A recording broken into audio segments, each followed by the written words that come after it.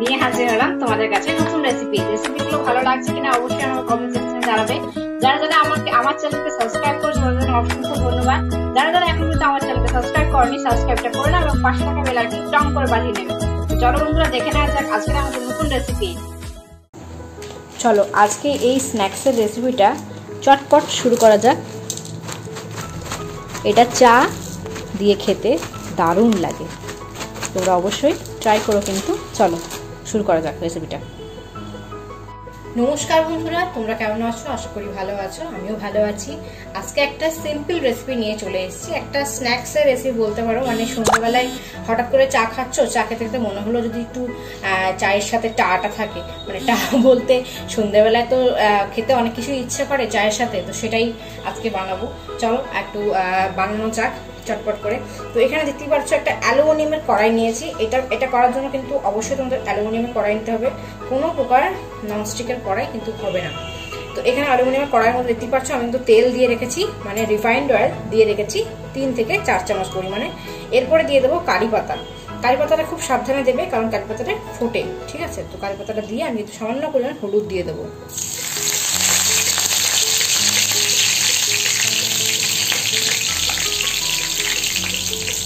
খুব সামান্য পরিমাণ হলুদ দিয়ে দেবো।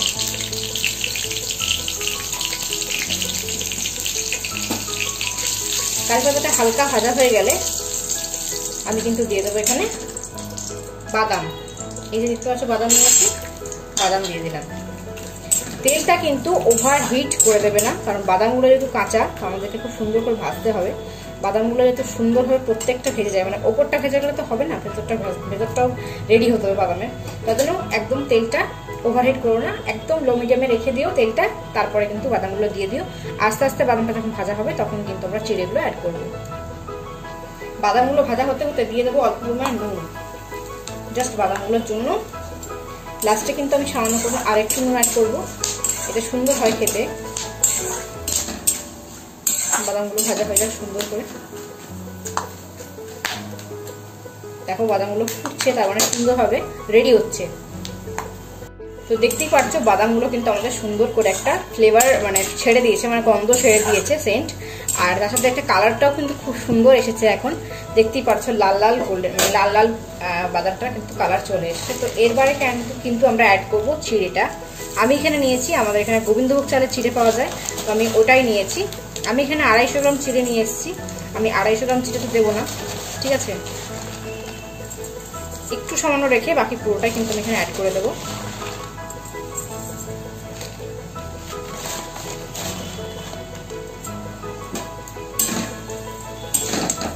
অ্যাড করার সাথে কিন্তু মেশাতে হবে, মিশিয়ে মিশিয়ে ভাজতে হবে সুন্দর করে।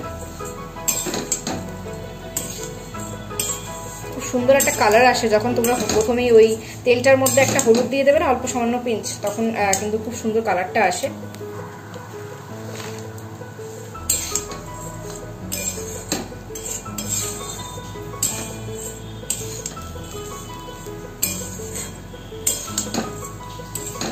এপিট ওপিট ভালো করে নাড়িয়ে নাড়িয়ে কিন্তু আমাদের ভেজে নিতে হবে।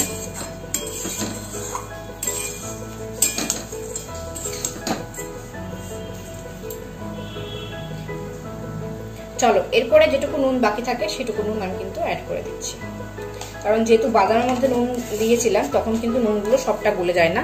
তোমরা কিন্তু লক্ষ্য করে দেখেছো যে নুন কিন্তু সাইডে সাইডে লেগে থাকে। তো চলো সুন্দর করে ভেজে নিতে হবে। এরপরে একটা জিনিস অ্যাড করব, সেটা হচ্ছে চিনি। এই রেসিপিটা আমি আমার মায়ের কাছ থেকে শিখেছি। একটু মিষ্টি মিষ্টি খেতে বেশ ভালো লাগে, তোমরা কিন্তু দিয়ে দেখো।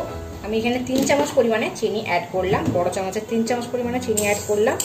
এবারে তোমাদের সাথে বলবো যে আমি তোমাকে বললাম যে পুরো 250 গ্রাম চিড়ে কিন্তু আমি দিইনি। এখানে কতটা চিড়ে আমি এখানে ব্যবহার করেছি আর কতটা চিড়ে রেখে দিলাম সেটা তোমার সাথে শেয়ার করে দিচ্ছি একটু পরেই।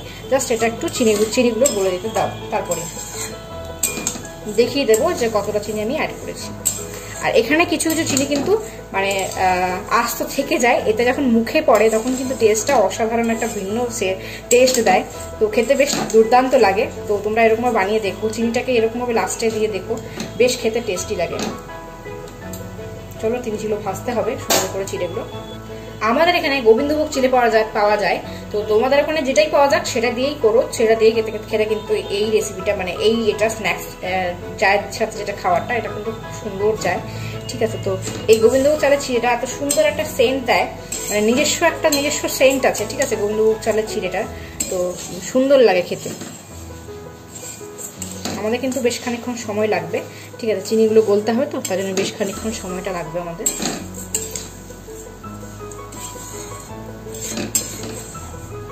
এই জিনিসটা কিন্তু অনেকদিন কিন্তু স্টোর করে রাখা যায় সুন্দর করে। তোমরা কিন্তু এয়ার টাইট কন্টেনারের মধ্যে আরামসে রেখে দিতে পারো।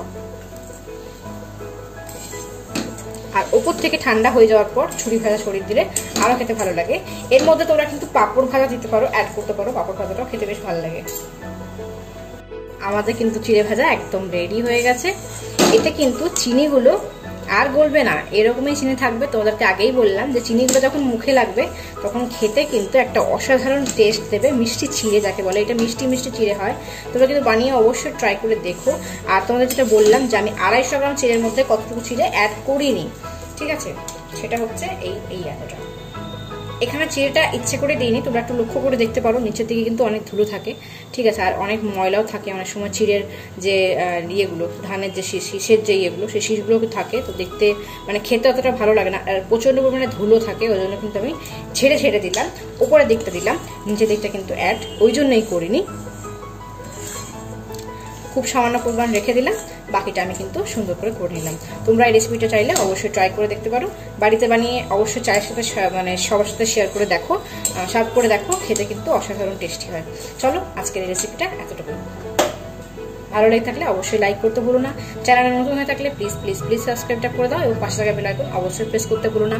যারা আমার সেকেন্ড চ্যানেলটা দেখছো তাদেরকে অসংখ্য ধন্যবাদ। যারা এখনো দেখোনি তারা এই ভিডিও নিচে ডেসক্রিপশনে দেখে নিতে পারো, আমার সেকেন্ড চ্যানেলের লিঙ্ক আমি দিয়ে রেখেছি, অবশ্যই তোমরা দেখে নিও। চলো এটা কিন্তু ঠান্ডা করে নিচ্ছি সুন্দর করে, তারপরে কিন্তু তোমার সাথে শেয়ার করবো যখন ওপর থেকে আমি শাক ভাজাগুলো ছড়াবো।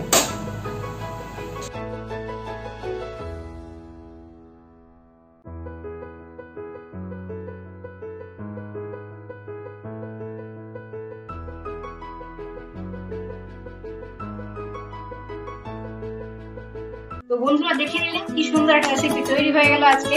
তো রেসিপিগুলো ভালো লাগছে কিনা অবশ্যই কমেন্ট করে জানাতে ভুলো না এবং শেয়ার করতে একদমই ভুলো না। তো চলো বন্ধুরা, আবার নতুন রেসিপি নিয়ে আমি হাজির হবো তোমাদের কাছে। টাটা।